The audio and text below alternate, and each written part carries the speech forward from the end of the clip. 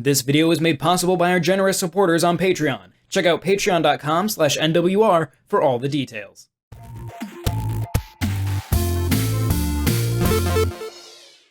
The Crysis series has reached legendary status over the last decade plus, with its high-end graphics and fast-paced first-person shooting. Following suit with the series of remasters and last-gen port jobs to the Nintendo Switch, Crysis Remastered has arrived. Titling itself as a remaster may seem odd based on the clear downgrades that make this port possible, but the performance is smooth throughout and still looks pretty impressive when compared to other FPS titles on the platform. Add in the fact this is an open-world title and the lowered resolution can easily be pushed to the back of your mind. Still holding up to this day, Crysis Remastered offers intense and exciting gameplay while allowing you to choose how to tackle each stronghold, even if the age can be felt from time to time. After dropping into enemy territory to rescue a group of captives, the team of nanosuit-wielding super soldiers come into contact with dug-in North Korean forces, as well as some more interstellar foes that have awoken after a long slumber, a la War of the Worlds. Moving about this chain of islands, it is up to you to reconnect with your squad, try to gain a communications foothold in the area, and fight through roadblock after roadblock on your way to discovering the secrets this misty island has to offer.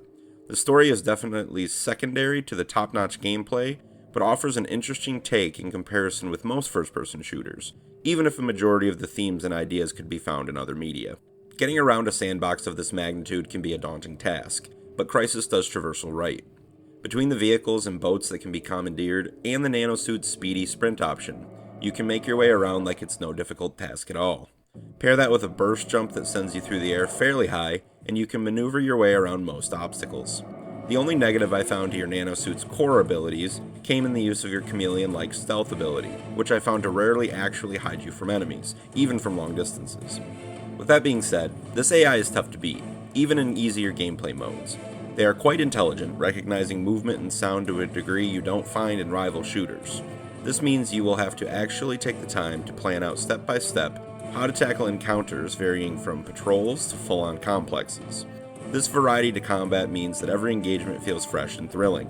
Ammunition can sometimes be tough to come across for your cooler default weaponry, so you will regularly have to settle for whatever your downed enemies were using, which is a bummer until you get later in the game. Regardless, getting to the next fight was more fun than anything else I encountered in Crysis Remastered. It's a masterfully done gameplay loop. The actual quests given are bland, go here, now go here style objectives, where you're basically just given an excuse to run face first into more baddies. Fighting it out with those baddies is a positive interaction, so no ill will there, but I came away regularly wishing there was a bit more substance behind what was happening, whereas most of your time with the world is spent simply clicking on a radio or a piece of equipment, followed by doing the same thing at the next location. Graphically, Crysis Remastered does look worse than its original 2007 release, but hey, you're doing it on a handheld device with a game once memed to death about its performance standards. It runs smoothly at all times with very little in terms of any noticeable slowdown, even when dealing with larger groups of enemies. Destructible environments have been salvaged, as you're still able to break down turret locations with a grenade or chop through brush and trees with your gunfire. Considering the Switch's limited nature, the fact that you can fight a dozen enemies while running around in circles, with trees and buildings exploding all around you, is damn impressive. Kudos to the port house. The only knock on this one outside of the graphical downgrade comes in the setting choice, where jungles have been done to death at this point. But this is a nice jungle at least.